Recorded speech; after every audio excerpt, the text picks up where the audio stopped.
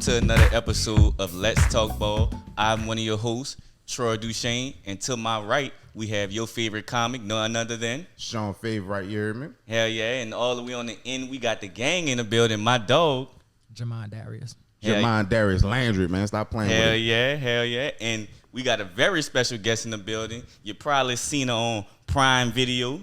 You probably seen her on Comedy Central. You probably seen her on Don't Tell. You probably seen her on a Geico commercial. You heard me? Stop playing. You probably seen her on OnlyFans if you're subscribing. Man. Not like that. Not like that. No, not like that. Comedy. Yeah, comedy. You do comedy on OnlyFans? Mm-hmm. I'm with Geico too, by the way. Shout out to you. Here we go. Hell yeah. It's crazy because I got AAA. I really do. Last time she was here, we did the Holland Wolf with Punky Johnson. She killed that shit and then won the twerking contest. I did. Man, stop playing. And then we about to come back. We about to double back and do Holland Wolf. That fucked Landry up just now. yeah. Fuck Harry up. Twerking. Yeah, she was throwing that ass, Harry. You throwing that? You throwing that ass? She was throwing that ass. You heard me? Where was I at? When is that? last there. I love a good ass throw myself. I love it. And now we about to double back and do Holland Wolf again. Yes. Tomorrow. Y'all show some love for Kalea McNeill. What's up, y'all? I think that's the best intro I done gave. It was amazing. You gave one of them hairy ones. Yeah. I had to. Shout out, appreciate you, Kalea. Hold on. One time. Yeah. Nigga, this ain't ASMR. Yeah. Nigga think he Wayne. Stupid. Nigga think he Wayne. That's how you know when you hear that, Sean about to go off. Yeah. Hell yeah. Nigga think he Wayne. Well, what's been good with you, Kalea? How you been? How life been treating? How the road been treating? I've been great. I've been learning a lot. I've been on the road since February. I'm in the last 2 weeks of my tour now, so ready to relax a little bit. I'm excited that I can relax and not stress, not feel like, oh my God, I need to get to it because I've been getting to it. Mm-hmm. Reward yourself. But it's been great. Going to new places, seeing new people, building up a fan base. I love performing. I love comedy. I love traveling and meeting people. And I love being able to come back to places that I enjoy being, which is why I'm here. And I'll never not come to that. That's without a doubt. I'm always going to come to New Orleans. Yeah, I'll never forget when I met you at a comedy house. Yeah. That was right before we did the tribute show to Boogie B. Yeah. Mm-hmm. And again, ever since I met you, just been cool people. I appreciate you. So how long you been doing comedy? 14 years, 13, but 14 coming up in January. Shout out to you. What made you get into stand-up? So I think just with my personality, people would always ask me like, are you a comedian? Are you a comedian? And it's not that stand-up wasn't anything I didn't like. I enjoyed stand-up. Like as a kid, I would watch Comic View and shit on TV.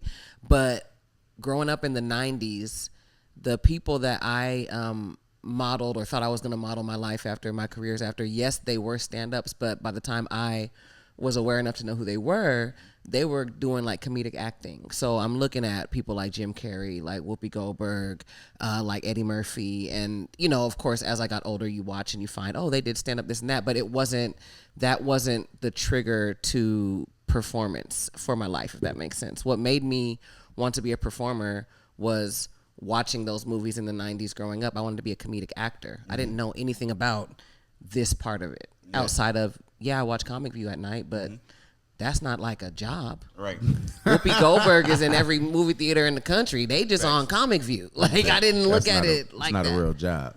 I feel that though. And it just got to one point where I was just like, fuck it, I'm gonna try it. I had just gotten off of a cruise ship. When I graduated from Clark Atlanta, I took a job as a DJ with Royal Caribbean. And my first contract, I was on the ship for 10 months. And in that 10 months, I saw a lot of acts come on and off the ship. I would see comedians, magicians, and all type of like just ship shit. And a lot of the comics weren't funny. And I'm like, you can travel the world and not be good at this? I was like, I got to give it a shot because what if I'm kind of good at this? Right. I'm joking. You can do a lot and not be good. And so I was still living in Atlanta at the time. So when we got back to Atlanta, I canceled my contract with Royal Caribbean and just started giving it a shot. Wrote down, and at the time, again, I wasn't a comic. I didn't have any concept of how to write for stand-up. All I had was a theater background. So I remember writing my first set. I'm talking about word for word as if I were writing a play. And memorizing my first, few years of stand-up, memorizing my sets like that, thinking like, oh shit, I don't want to forget my lines. Like my jokes were lines. It took a while for me to have to break from that to kind of that theater expand background. a bit. Yeah. Shit, I did too. So you went to Clark Atlanta University. What did you major in? Theater. Theater? Yeah, we just went over that, Troy. Well, I don't know if I said I majored in it. I may have. bad. I don't know. Probably so. Sheesh. Probably so. Troy is the guiding hand. I'm just here to crack jokes. So that he doing his job, and I'm bullshit. Talk about your experience at Clark Atlanta, because I have a cousin that just graduated from Clark Atlanta. So Best decision I ever made. yeah. I don't know that I wouldn't be here if I didn't go to Clark Atlanta. When I was a kid, you could not have told me I was going to go to Clark Atlanta, much like how we are where we are now with stand-up. I thought I was going to go to USC, Southern California. I was going to play basketball for them. I was going to continue to be on the track team. That was my path. The only school I applied to was USC. Dang. And I got in without a scholarship. And it was expensive as hell. And my mom, who was always a huge advocate for HBCUs, like my sister went to Xavier, I was like, okay, I'll go to an HBCU. And at the time, Sierra was lit. Lil John was lit. Lil Scrappy was lit. And I'm like, I think I need to go to Atlanta. And it was for no reason other than that. And it was like, am I going to go to what seems like the fun school, Clark Atlanta? Or am I going to go to where my mom and all her homegirls, kids went to, daughters went to Spelman? I'm going to Clark Atlanta. Spelman right across the street. Yeah. I'm going to Clark Atlanta. And I thought I was only going to be at Clark for like a year. And I was going to get my track stats up and then go back to USC with a better scholarship. I got to Atlanta and the rest was history. Okay. Loved it. Feel that. Loved it. I remember my first time meeting you too when Troy brought you in my house. I had no clothes. No clothes. No clothes. I didn't know what I was signing up for. Yeah. Had your that's- nipple ring showing. that's Like, what's what up, the Troy. hell? You like, yeah, we about to go do a podcast. Come on now. You know the girl already on OnlyFans. Well, this Damn. today? Right. This was today. You ain't no clothes on, my nigga? He just didn't have It a was shirt on. it was no shirt, My but shirt was in the dryer, brother.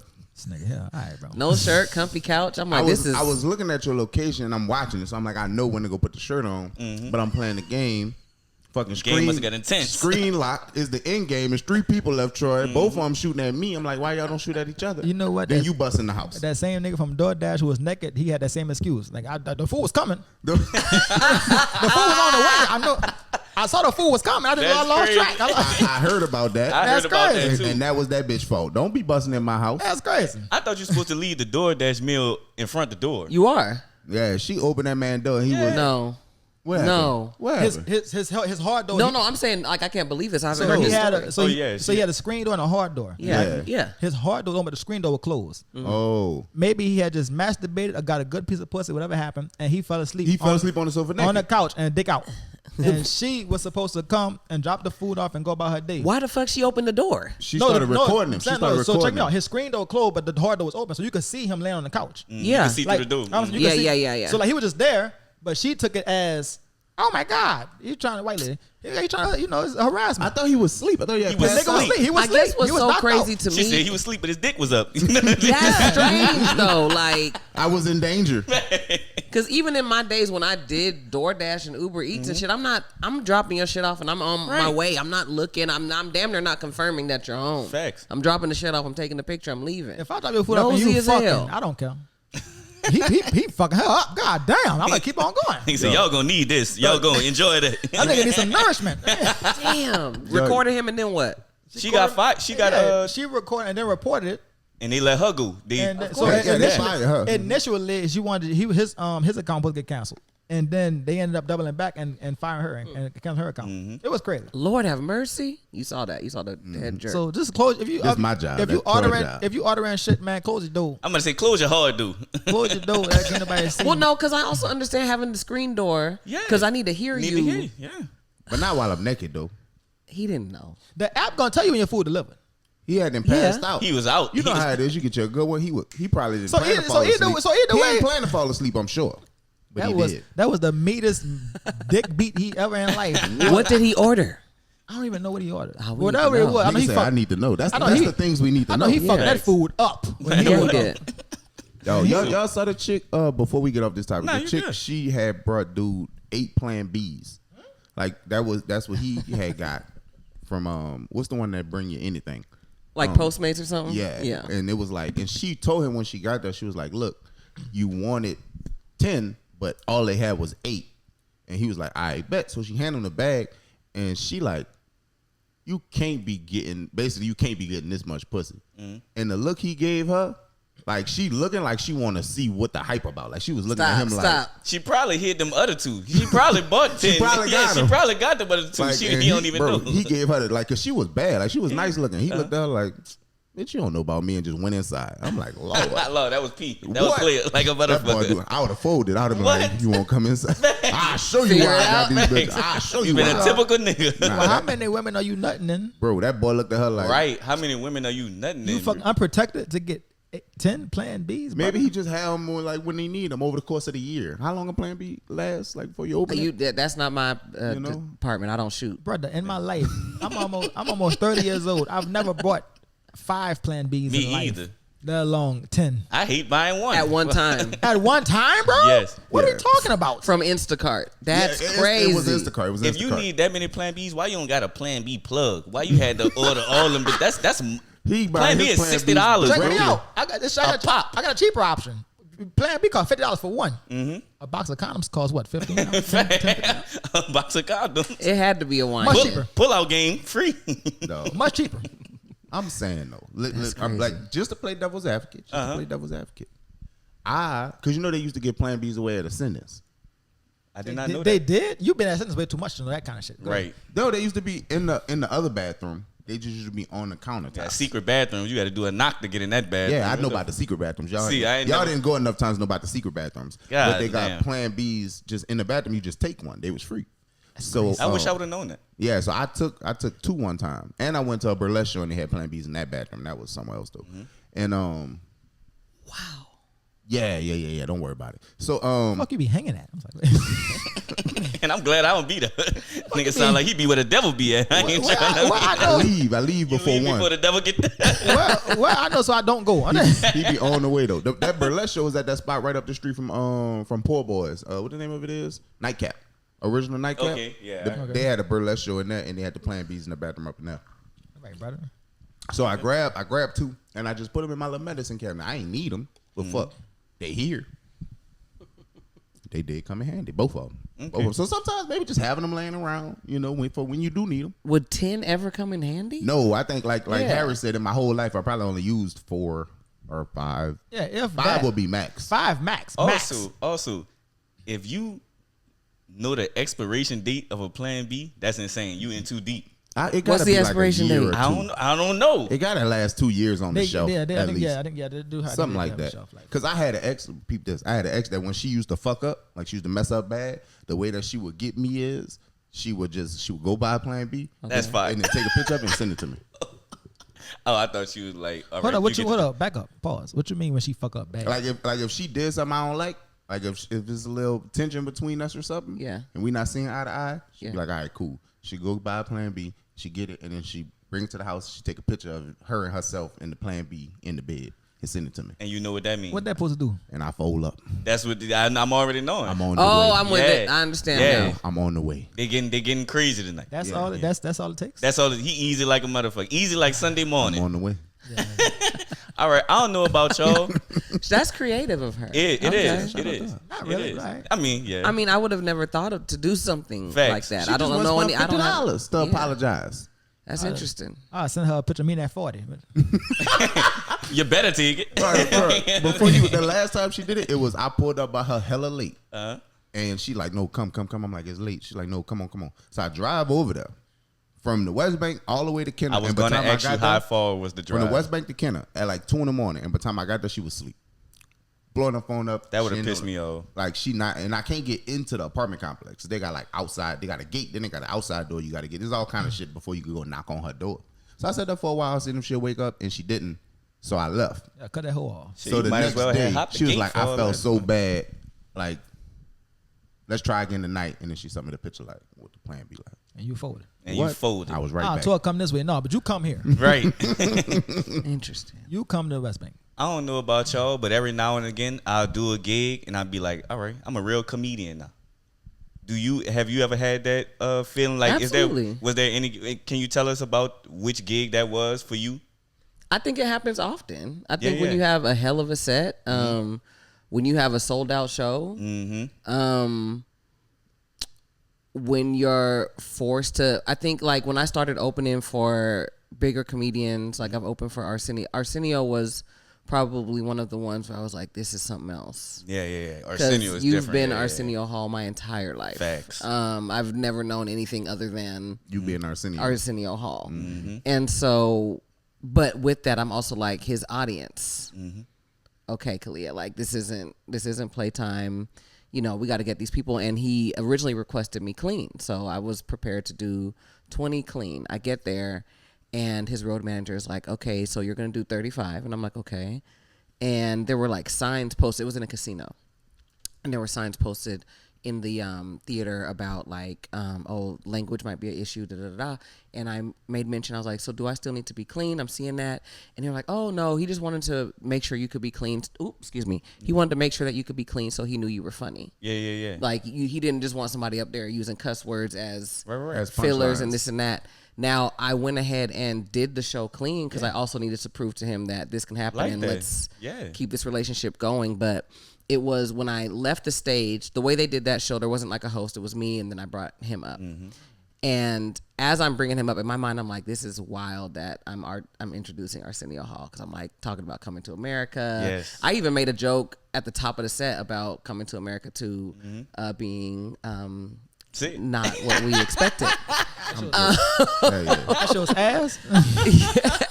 Well, what it was I was like, I went out there. I was like, my dad is so excited about this. And my dad loved Arsenio Hall, loved Arsenio Hall show, all that. And he was like, oh, this is gonna be your road to Coming to America 3. And I'm like, did you see the second one? Like, we don't need a third, fam. no I'm three. in America. That's funny as fuck. But when I brought him out, I hand off the mic, shake his hand, and I'm about to walk off stage, and he kind of like taps my shoulder, brings me back, and then like really is like, no, y'all need to, and like just gave me flowers and accolades, and I'm like, this is crazy.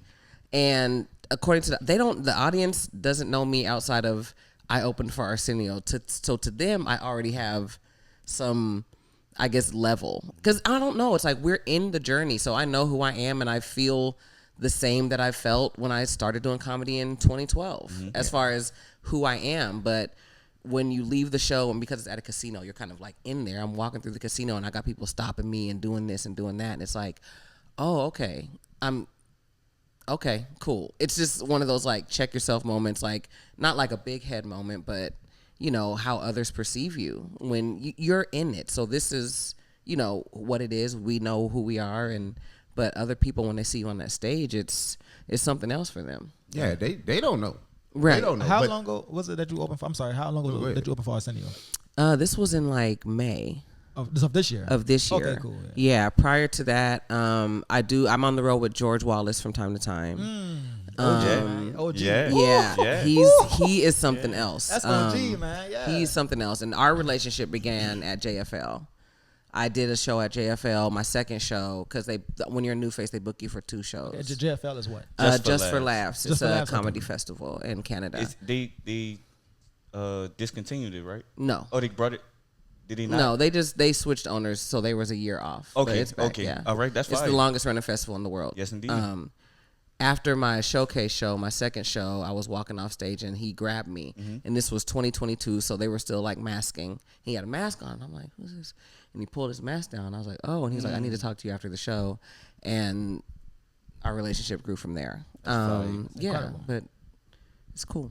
George Wallace. Shout out George Wallace. He's man. something Yeah. else. And Arsenio. I want to Avid meet him watchers of the podcast. before he leaves Earth. I definitely want to just talk Facts. though. I just want to meet OG, man. For sure. I feel that. Nah, I was gonna tell my I'm a comedian now moment, but yours was kind of fire. So Yeah, don't. you know, subscribe to our Patreon to hear what makes me We'll tell you feel- on another episode. I want to know. what makes Yeah. me feel like What was yours? nah. Before you is 2 things. Before you pulled up to your job that time to meet me when we had went to Sports Drink, there had some dudes walking up the street and they saw me sitting at the bar and they came in and just was talking to me about shows they seen, like my content, and he was talking about the video I posted that day that I was just watching that shit, man. That shit was so funny. Fire, yeah. And he was doing it in front of Shorty, so and she just kind of just watching it, and it's just like you're real. That's always a good feeling. Facts. That's always a great feeling. That's a fact. I'm like, yeah, I do this. Yeah. What about you? Did you ever have that moment where you was like, all right, I'm a real comedian now? Something similar, man. I was overseas doing like this when I was hosting the comedy club out there that didn't have no comedy. So like I was like their like reintroduction to comedy. Yeah. And I was walking on base like and nigga was like, "Hey yo, you the comedian, right?" I'm thinking I said something that offended this nigga. You know, cause I'm like, that's how right. you know you said some egregious I shit. be If that saying was the first thing you thought, I said, oh shit. like he walked out, I nigga was like, said, all right, bro. Like, let me go and think about getting active right quick. Right. He was like, no, man. Like, I love your shit, bro. Like, you be so funny. I'm like, oh man, thank you. Oh my god, thank you. I appreciate that, man. And most recently, we did funny pages. To me, that's like, oh, this is like real, like, okay. And kind of when I shot my special, to me, that was like, I had a few moments where I was like, all right, cool. Yeah, Like, mine was when I did the Joy.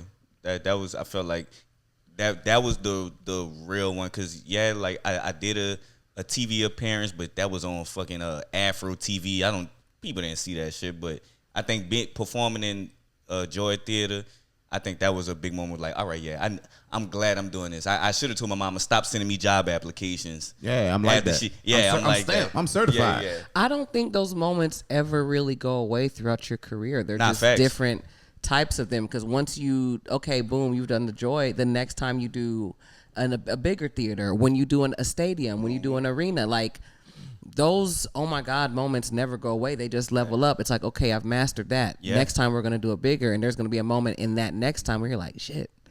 Like even just life moments, like, oh, you don't have a job anymore. Damn. When I did my taxes 2 years ago, I realized very quickly, it's like, oh no, this is now your full-time job. That's fire. You know? I think those moments never go away if you're doing it right. Facts. I think that's another incredible moment. Like if you're blessed enough to have your parents alive, those of you who are, whoever raised you, if they're still alive in your life, to have them come to shows and be in those environments and see how people admire you and respect you. I think that's really incredible. Like, because when I was in, I did funny pages most recently. My mom came out there, and the owners, they kept coming up there, and they were like singing my praises in front of my mom. Like, to me, they're like, okay, cool. Now you know I'm not just bullshitting. Like, Right. I'm not just out here just leaving the house and just doing shit. You see that, like, okay, people actually respect my craft and what I do. To me, that means the world. It really agree. does. That means the world to me. That's really kind of why I shot my first special, just so I could have I had my grandma and my grandpa there. Like my grandma got dementia, so she don't know. She just was outside, so she she didn't know what the fuck was going on. He looked familiar. Yeah, He's funny though. right. It's a nice room. Yeah, I had my mama and my daddy in the same building. I don't know when the last time that's been going on, but yeah, like shit like that. Like you said, just at different levels, it's always gonna keep going on. Comedy did put my mom and my daddy back in the same building for the first time in a while. So shout out to that. Yeah, This is actually the most I've seen my mom and dad in the same rooms off of me telling jokes. Yeah, gotta come support My the mom little and one. dad ain't never been in this many rooms together before. I feel like my mom and dad, they got a weirder situation. Like they not beefed out. They just be looking at each other like, boy, if life played out a little different, boy, I just be like, hey, whoa. I actually probably should keep them out the same room. That's probably what I should there do. you go. Yeah, I probably shouldn't bring them together much. But you have a comedy special available on Prime Video called Smam. Yeah. How was the process for that? Tell us about that.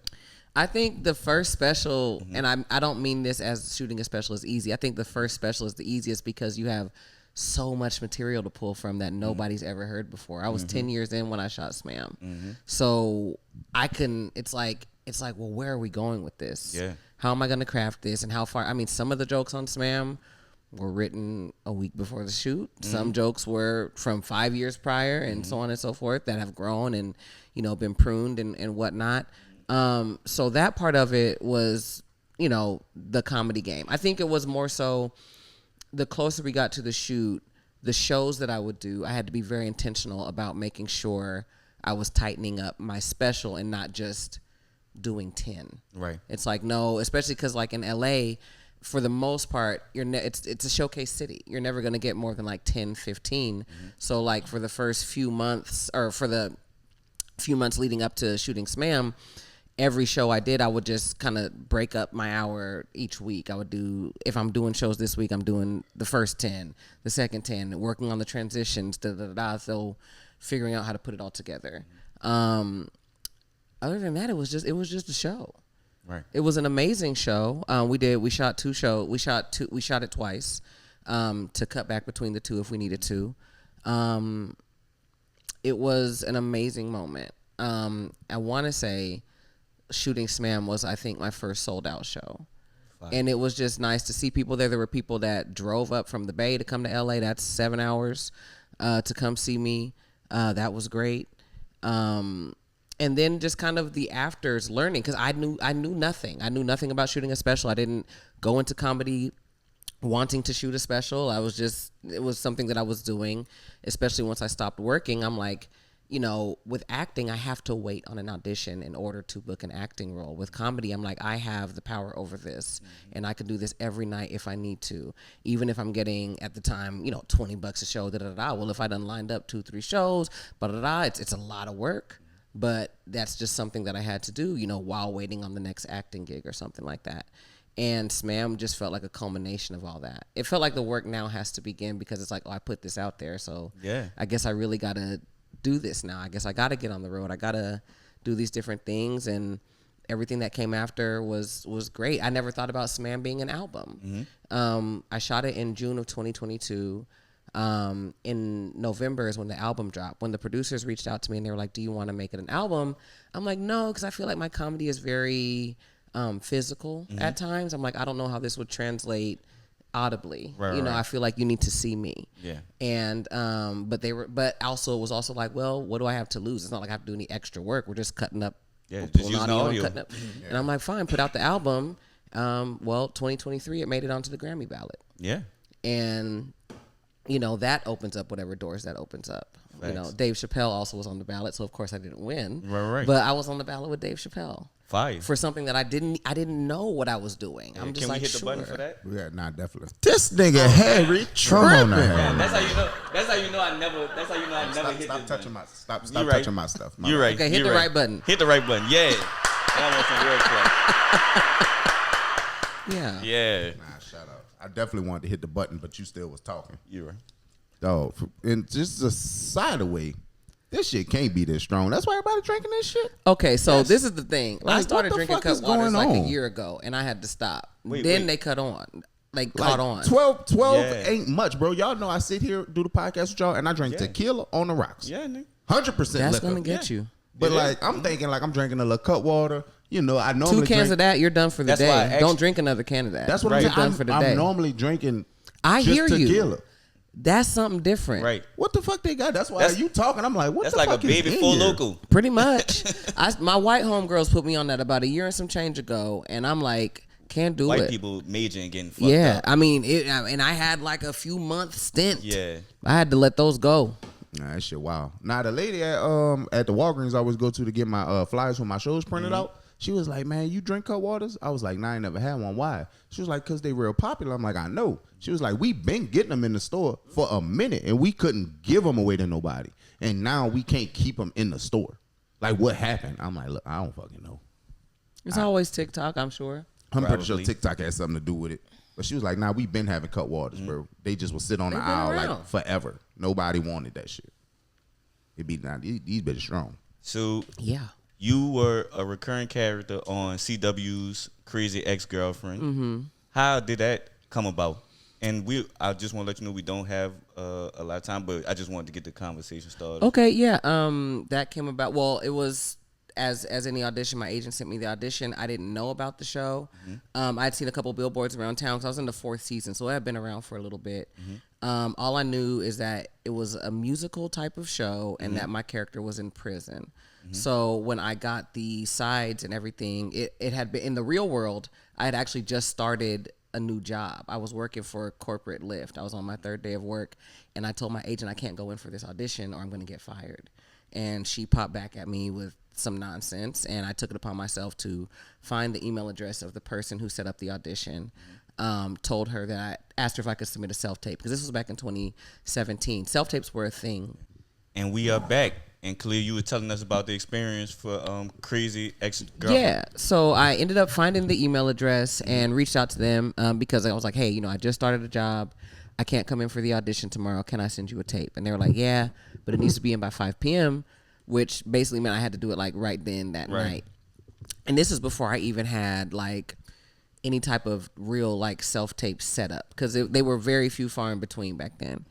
And what I did was I didn't have a tripod yet. I put up my ironing board. And I set up my phone on the ironing board, or excuse me, my camera on the ironing board. And then I had my MacBook open and I recorded the opposite lines on the MacBook. And I went back and forth with that for a while as if it was my scene partner. Then I put the MacBook up next to the camera on the ironing board. I stepped back, shot the scene, cut it up and sent it out. Find out a couple days later that I got it. Now, originally, it was just one episode. It was a 2-day shoot, one episode. I found out I got it. And I'm like, okay, cool. So went in to shoot. I didn't realize because I didn't watch the show. I didn't realize that Rachel Bloom, who's the star of Crazy Ex-Girlfriend, was also the creator, is also the writer. So she's very hands-on with pretty much everything that happens on the show.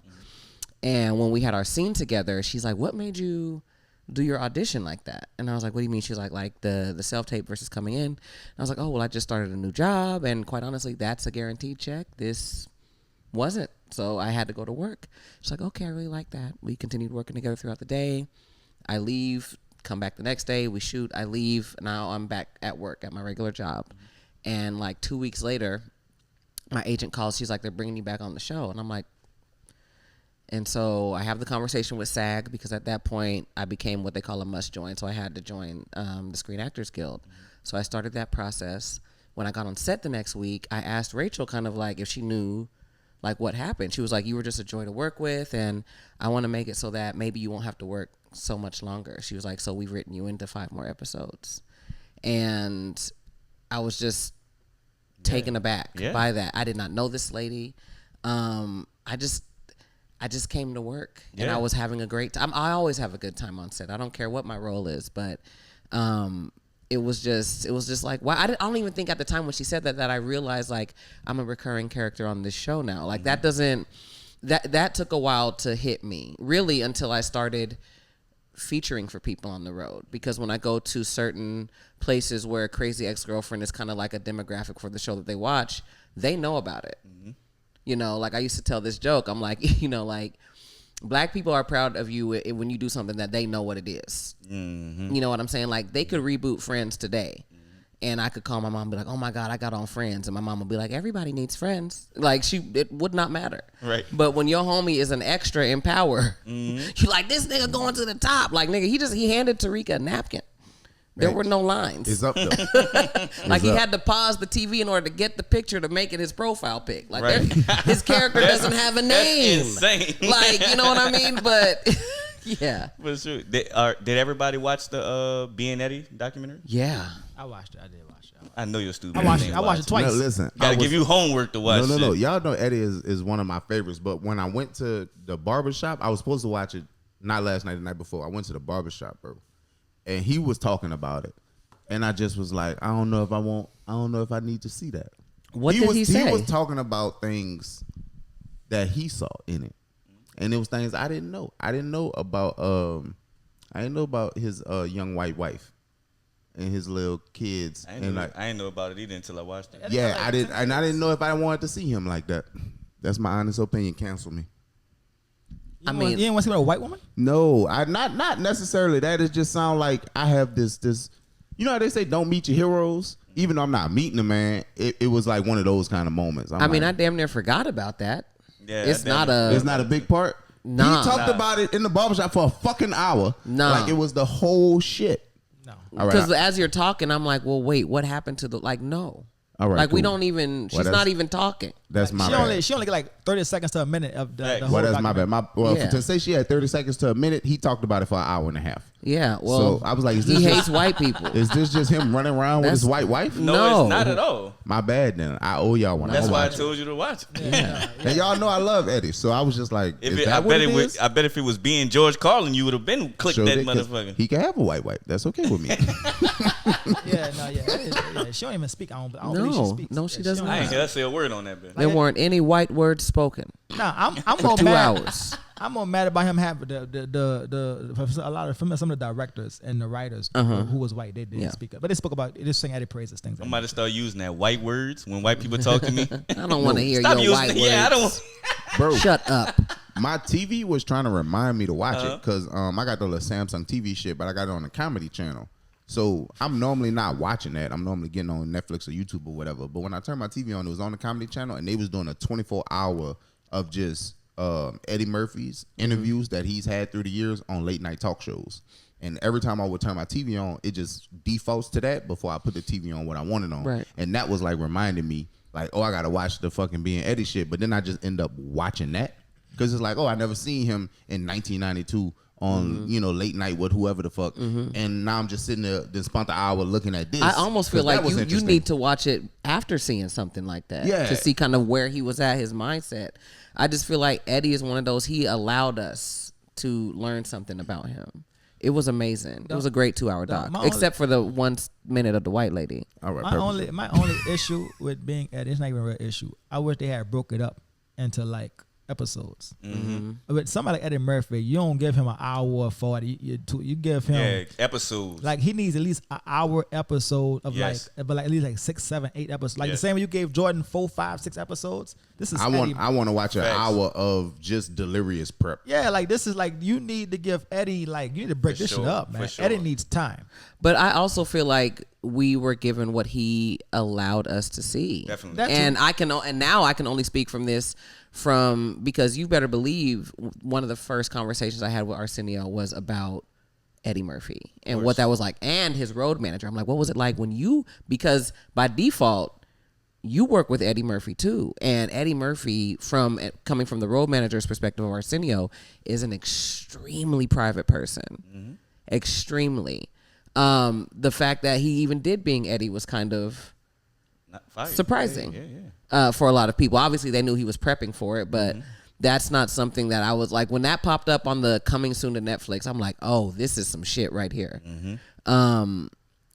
I think he let us know everything that he wanted us to know. Yeah. I think he pulled his highlights from, okay, I'm gonna highlight this 10, this 10. Like he gave us an outline, a detailed outline, and that's what we gonna get. I would have loved, like when it ended, my mind was, I wish there was a part 2. Facts. Yeah, no, That was in my mind Facts. for sure. But I don't know that he would ever give us that.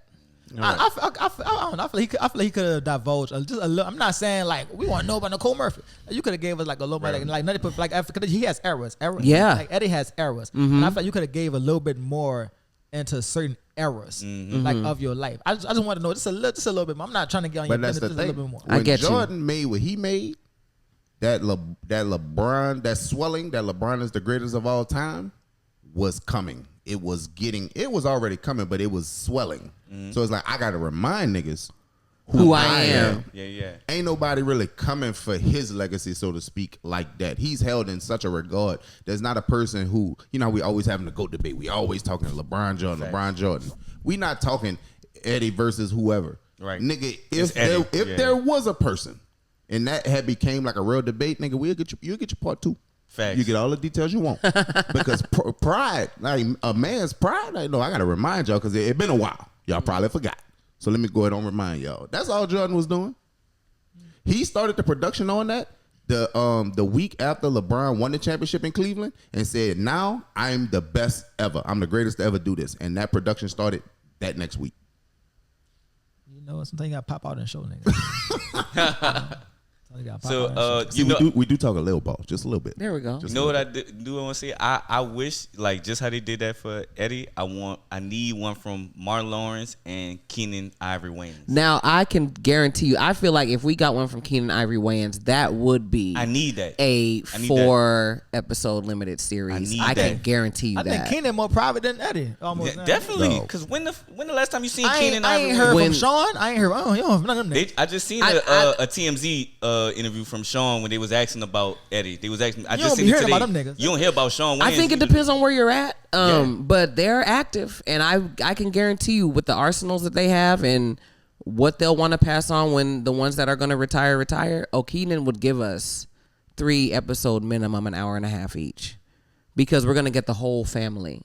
We are going to get the whole family with that. I ain't want Damon Wayans interview with Shannon Sharp to end. I could have watched that Nah, for 6 facts. days. Definitely. Yeah. Definitely. Him and Robert Townsend. Yes. Robert Townsend, another one I would like. I think Robert Townsend got some shit. Like, Yeah, he definitely got some good ass Robert stories. He Townsend didn't got live the some life. shit, man. Yeah. I Yeah, think that'd be dope. I gotta go watch my being Eddie. I got caught up watching damn interviews Roy from Woods the had- '90s. Roy Woods has a good Shannon Sharp interview too. Roy Yeah, he Woods has does. an incredible. But I think the way he talks, like I could listen to him just break down and talk about shit. Definitely. And I think he's one of the more like brilliant minds in comedy. I really do. What's one of your favorite places to perform? Chicago, Key West, Florida, and here. Key West, Florida. Key West, Florida. Why Key Yeah, West? That's why an interesting Key West? place. Yeah, facts. Because it's bomb. Like just like the fan, like just the people, or like, Yeah, the people are bomb. The place, the club that I do there is it's an amazing time. It's very fun. It's very relaxing. Tickets sell well. I do Key West every year. I'm about to ask, does that match up with like what it says, like your business dashboard? Like, is that one of the places that support you the most? Explain what you mean by when you say support me. I talk about the audience. like engagement, or Like so on Instagram, like it shows you which. So I hate to say I stopped looking at that years ago Right. because I'm just doing what I'm doing. Facts. I first performed at the club that I do in Key West 4 years ago when I was featuring for Jessie May Peluso. I made good with the club owners. They're very down to earth people, really dope. And I came back to headline the next year. From that point forward, I was basically every 12 to 14 months, kind of one of their staple headliners. The way that they just approach everything, it's when you're on the road, I'm getting into a city. My ideal time would be getting on Thursday, but usually I'm getting it on Friday. I have 2 shows Friday, 2 shows Saturday, maybe 1 Sunday, or 2 shows Friday, 3 shows Saturday, and then I'm back on a plane Sunday back to LA. The club that I do in Key West, number one, they take my 5 shows, unless one of them sells out and I decide to add another show. They take my 5 shows. We split that up over a whole week. I get to Key West on Tuesday. My first show's on Wednesday, Thursday, Friday, Saturday, Sunday, 1 show a night. It's an intimate space. It seats like 150. Key West itself, the island is 1.5 miles wide, 7 miles long. Everybody knows everybody, and they very much so support, especially if you're someone that's been there before. The club itself relies on local talent a lot. Therefore, whenever there's a headliner coming in from out of town, there's already a little bit more of a buzz because they're going to get something that they haven't seen before. Versus a hotel, they put you up in a condo that is about a mile from the club. They give you a bicycle to ride around the island. If you want to do a moped, they'll give you a moped to ride around the island. It's like my typical day at Comedy Key West. I will wake up at about 10. I will hop on the bike, ride to the smoothie shop that I like to go to. I'll get a juice or a smoothie. I'll then ride to the beach. I'm smoking some weed on the beach. I then go back to the condo. I'll work out. Now it's time to go get some seafood. It's not even 2:00 yet. Now I'm chilling. It's happy hour. I might have a drink or two. And now that I have been enough, I know a lot of the people in the city. So now we outside. Show at 8:00. After the show, we outside probably till 2, 3, and rinse, repeat, do it all over again. That don't sound bad. It doesn't. And it doesn't. That don't sound bad at all. the pay is great. They pay you well. You just don't have to worry about anything. And at this point, they just hold a very special place in my heart because that was the first club I did after my dog passed away. My dog passed away August 3rd. I had to be on the Sorry to hear plane. Thank you. August 5th for Comedy Key West. Now, I'm going to be honest. Had it been anywhere else, I would have canceled the show. But I was like, I know I'm going to get the silence and the solitude that I need right now because this is fucking crazy that this even happened. And so I get on the flight, and the owner usually picks me up from the airport. They got a real tiny airport. Owner usually picks me up because I came in a day early. He's like, hey, I'm at the club. We have a mic going on, but I have my friend, my buddy, whoever is going to pick you up. I'm like, okay, cool. The guy, I text him when I land. He's like, oh, what are you wearing? I tell him what I'm wearing so he can find me. And I see this guy pull up, and I'm not thinking that it's the guy, but I see this guy pull up in like a motorcycle with a sidecar, and I'm just looking at him, and I'm still standing there, and he's like, "Are you Kalea?" And I was like, "Yeah." Now, mind you, at this point, I've had a few people in the airport already recognize me because I do this club often, and they are a tight knit island. Getting in a sidecar. And he's like, "Oh, I'm Tom's friend, and I'm here to pick you up." He was like, and he said you needed some cheering up, and I was like, "Well, where are we gonna put my bag?" And he puts my bag in and straps me Where'd into he the. He had like a fucking some weird ass compartment underneath his seat. Secret compartment. Yeah. Nigga got And I mean, picked I up only had a carry on. You know, you Adam West don't Batman. got to bring a lot of clothes to Key West. It's Picked up hot. by a wild hole. Editor man, put a picture of the Adam West Batman and Robin. That man not doing that Yes, shit. yes, he do. He say he can't do links, man. I was listening when you be Okay. talking to us, brother. But that was how my week with them began when I was there a couple months back, and it was just fantastic. It's always an adventure. Like when I go there, it's like I'm gonna do something new. The first time I ever went kayaking, I was there. Last time I was there, we went lobster diving. You know, just fuck it, just do something. Yeah. And yeah, that's why it holds a special place in my heart. Chicago is just a comedy fucking powerhouse city. The audiences are ready for it, and the comics are ready for it. And I love coming to New Orleans because New Orleans is any city that has a very strong music background. The audience will support stand-up comedy as well because they are used to sitting and watching. They're used to supporting. They're used to tickets. They're used to the rigmarole. So that's why those are my favorite places. All right. If you don't mind answering, what is your least favorite? Chattanooga, Please. Tennessee. Why? And you'll hear about that tomorrow. Well, they won't. Yeah, they won't. But so tell us. You're not Sign privy. up to the Yeah. Patreon to Yeah. hear more. Buy a ticket To Hollow Wolf. Yeah, buy a ticket to see her in the future. Right. The girl who runs the club, her dad used to run it. The club's Comedy Catch has been around for 40 years. Her dad ran it for 39. He's an old racist piece of shit. She's cool. But when I went out to do the Comedy Catch, that was the third weekend I did on my tour. So this was the end of February. I get there. I'm very excited. I came out 2 days early because I was doing radio press. I was doing cable news, morning news press that I set up myself because the club didn't set it up for me. I get there. I saw it. You saw it? And I get to their Airbnb, which was nasty. And now it's time to go to the club. I go to the club the night before my show to run a test. I wanted to see what the audience looked like before my show to see if my promotion techniques worked. I'm in Chattanooga. I know it's going to be lily white. I get there, and that's what it is. Of course, my nights, which were nearly sold out, 225-seater, my least sold night was 190. And I'm looking at people. Yeah, hit that. Yeah.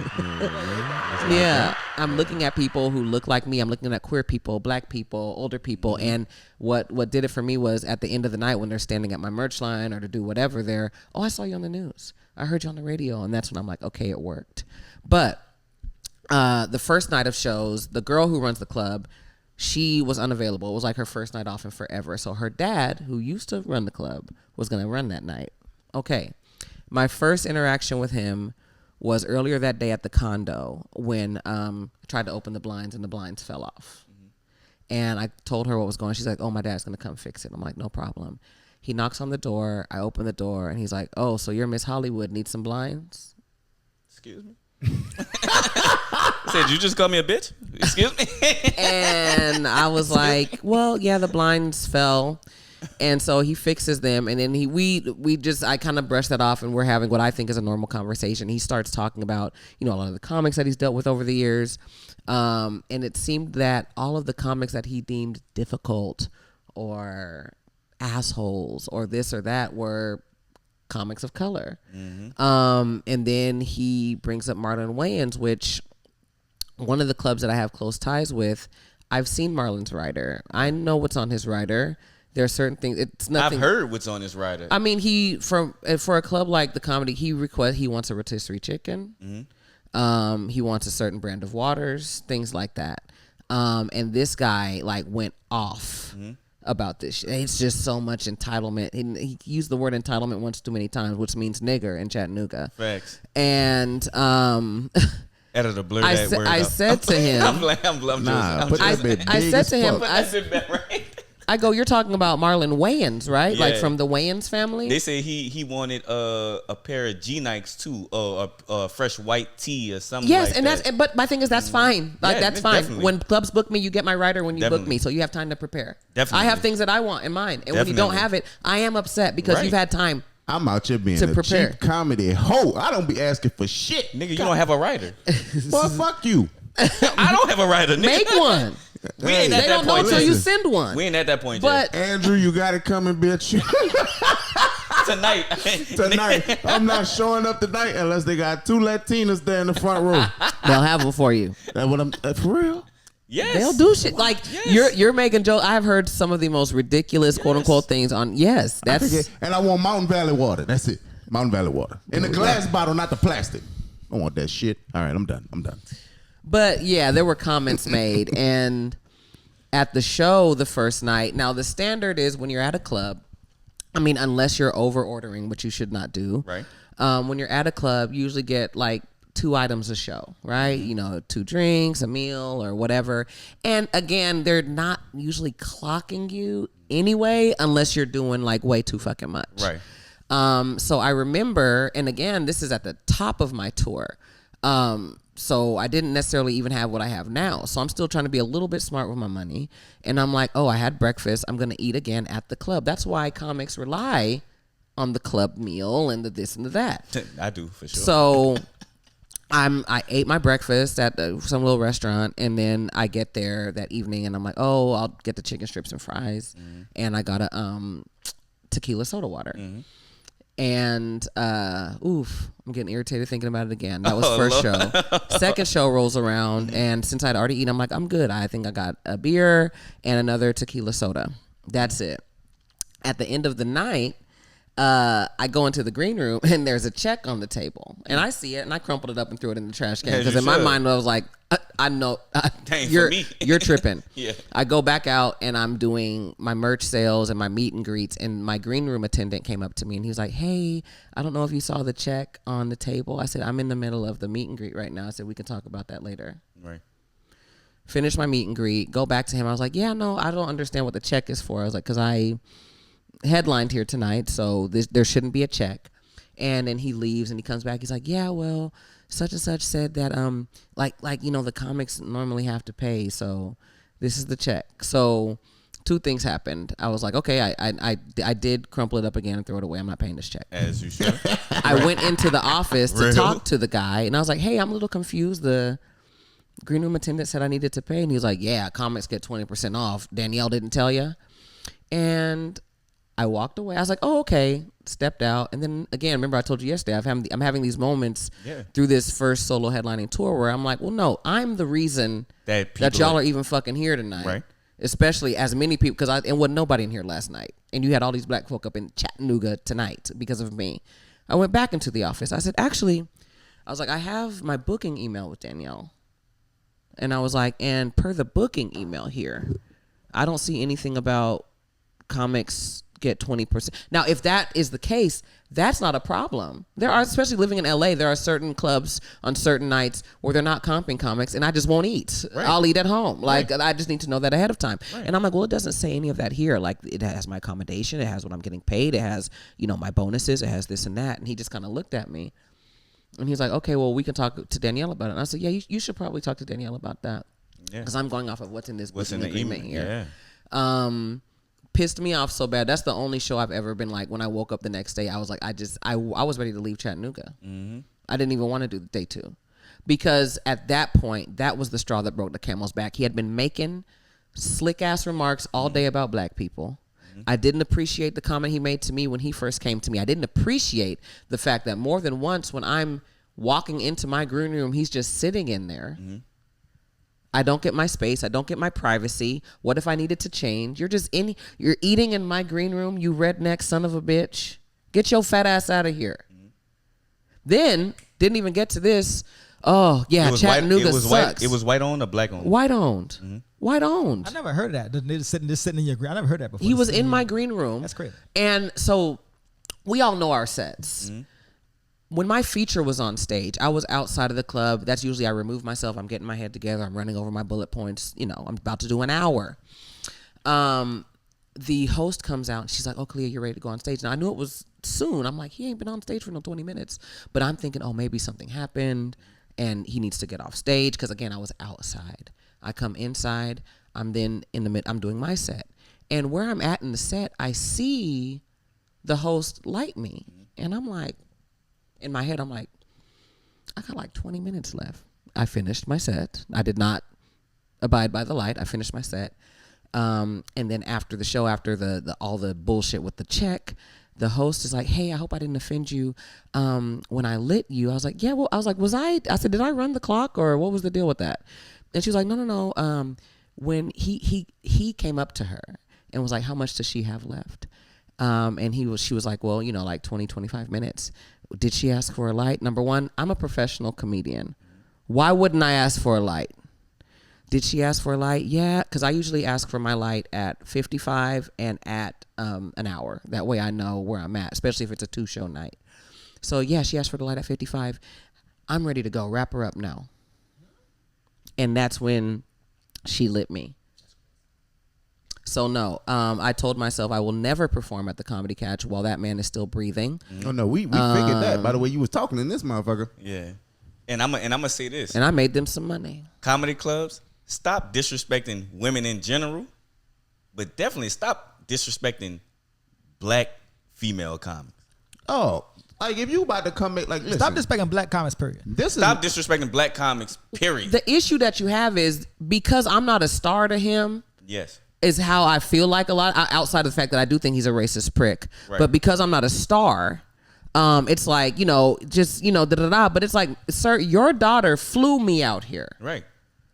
It is putting me up and it's paying me this. And I've hit my bonuses every single night, which means I had to be at least 80% sold. Who the fuck you talking to? Danielle is his daughter? Yes. That sounds like a black name to me. They're white. Okay. He don't like niggas. How he gonna make a nigga baby? You never know. That'd be the hypocrites. Also right true. He don't own them. That'd be the hypocrites. You know, they probably floating around out there, but he don't claim them, Troy. They ain't inheriting a club, Troy. Troy, what you got going on? I'm thinking logically. But no, that's when you hit niggas with the okie doke. Yeah. Because I had a great turnout in Chattanooga. Chattanooga wants to see me. Yeah. My ass will just rent a venue in Chattanooga. And sell that bitch out and kill. That's easy. Now look what you got yourself. It be like that sometimes. Rent a building right across the street from Comedy Catch. What all them people cars do that doing over there? People do that. I'll show you what all them cars That's doing how over Don't there. Tell got hype. Kyle used to do that. Yeah, for real. Kyle used to do that. There was a hotel right across the street from the doggone Comedy Store, and Kyle would do his shows there because he was sick of the bullshit from the Comedy Store. Ah, that's crazy. Yeah. Is Kyle the main Don't Tell person? Is he like the He's the founder. He's the owner. Oh, okay. Shout out Kyle. I know you be watching, brother. Shout out Kyle. Shout out Kyle. We got a lot of watchers. Of watchers. Yeah, they screwed past us. They watch themselves screw past Hey, look, us. Troy, make sure you clip up. I was about to say you can do some fiery clips with this one though. The island. What the spot was? Comedy Key West. Key West. Yeah. I'm gonna clip that whole piece up and I'm gonna put that on YouTube as its own segment. For sure. Because fuck with your boy. I like snorkeling. Hey, listen, and I'm easy to work with. We'll talk after the thing. Yes, indeed. Because we'll get you there. What you got coming up next, Kalea? Well, the tour is ending in a week. Well, in less than a week now. I'm going to take December off in a sense of I'm still gonna do. I got some corporate events that I'll do in Los Angeles area, things of that nature. I'm gonna take myself on a vacation, and then it's what next year brings. I'm in a voiceover contract right now that I kind of every other week I'm recording. So as that kind of comes towards an end, trying to just back at it. Entertainment is one of those industries you book something and it's cool, but then you got to book the next. For sure. So in January, I'm ready to hit the ground running again. Yeah, let them know where they can follow you at. Whatever Kalea on all platforms, KaleaMcNeill.com. Join my email list, punchup.live/Kalea McNeill. 2 L's in McNeill. Don't fuck around. Thank you again for being a guest on our pod. This has been another episode of Let's Talk Ball. If you know ball, Let's talk ball. And we out. We'll see y'all next time. Bitch.